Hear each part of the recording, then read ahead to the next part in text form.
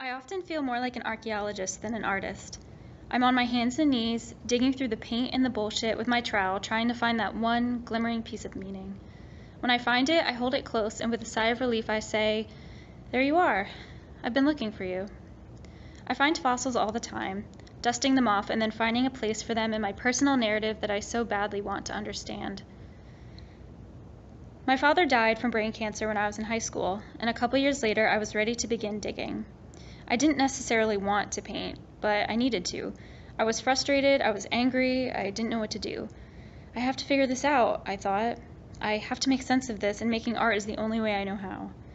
Painting has a way of bringing things to the surface, and then it floats there like a buoy, and you wonder how you didn't see it all along. But the ocean is vast, it reflects its surroundings, and there are depths that will never see light. I made sense of it by painting these landscapes. Not quite surreal, but not so realistic that you felt like you could put out your hand and feel the breeze. I filled them with overgrown foliage that flowed unnaturally. In my mind, it was soft and mossy. Maybe it could scrape you, but it wouldn't draw blood. They were ethereal spaces, like postcards from my subconscious soul. And I wanted to know where they came from, why I was painting them. I had to look for that glimmering piece of meaning. It took a long time for me to find it. Some days you work on a painting and you never stop moving until you realize that your arms hurt and you haven't eaten in hours. Other days you sit far away from the painting and stare at it until it gets burned into your brain and you see its afterimage when you blink. These paintings were a lot of staring. I sat on an old chair from my childhood and I confronted them, asked them why I used that shape, why the landscape looked like that, why I used so much green, why it felt like these places were familiar to me, why these places attracted me so much.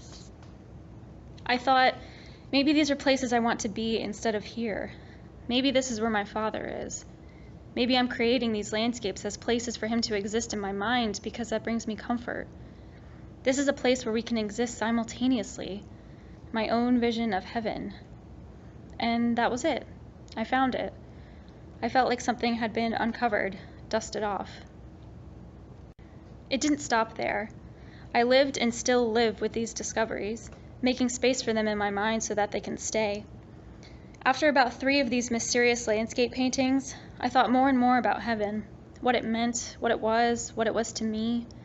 I stared at the sky and I made more paintings and I stuck glow-in-the-dark stars on my ceiling to make it feel like I was looking up at it as I fell asleep.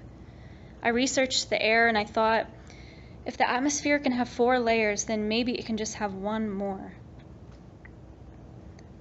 Painting is real for me. It affects my life, it transcends the canvas and tells me what I need, and I find things.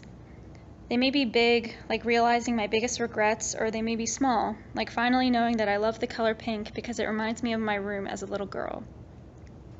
And it gets me closer. Closer to myself, closer to my father, closer to my fears, closer to truth. It's the act of excavating until there is nothing left and I am fulfilled. And even then, I will keep digging. I know there's more to find.